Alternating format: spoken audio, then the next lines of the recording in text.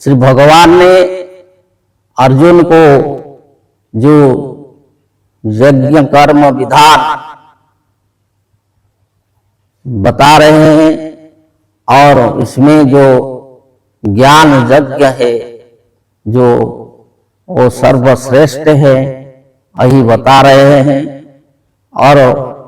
कहते हैं न ही ज्ञानेन समं किंचित पवित्रम इह विद्यते न ही ज्ञानेन समं किंचित पवित्रम इह विद्यते स्वयं जोग संसिद्ध कालेनात्मनि विन्दति। ये जो संसार में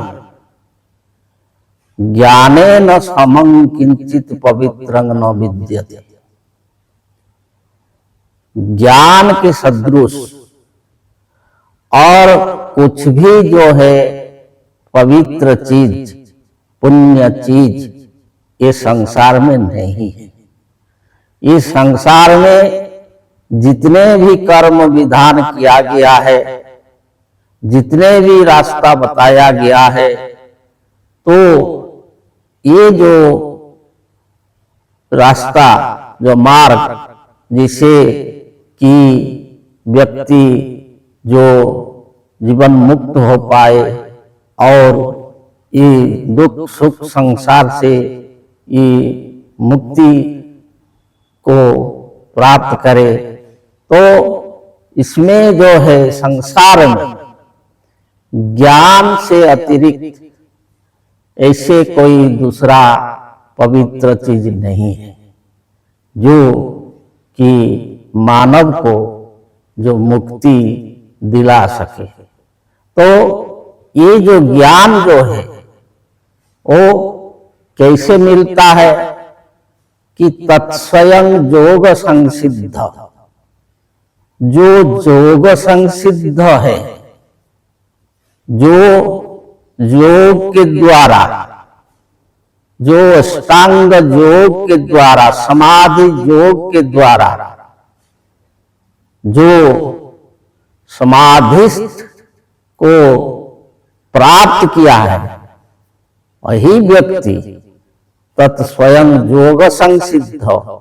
कालेन आत्मनि विन्दति, कि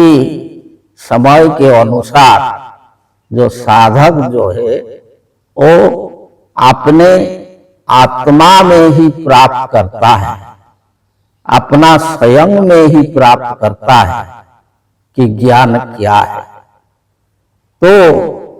ये जो ज्ञान है उसको प्राप्त करने के लिए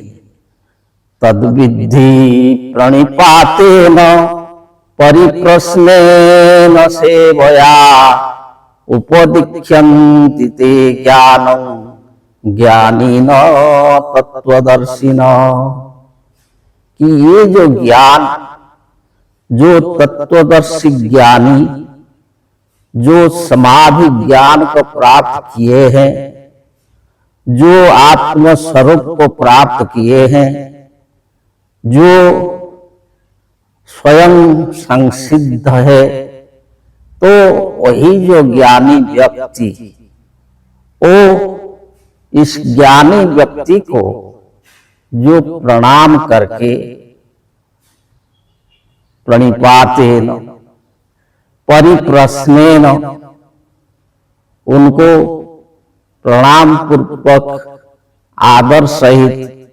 प्रश्न करने से, जिज्ञासु भाव रखने से, जिज्ञासा लेकर प्रश्न करने से और सेवया मतलब उनके प्रति आदर रखने से और उनके प्रति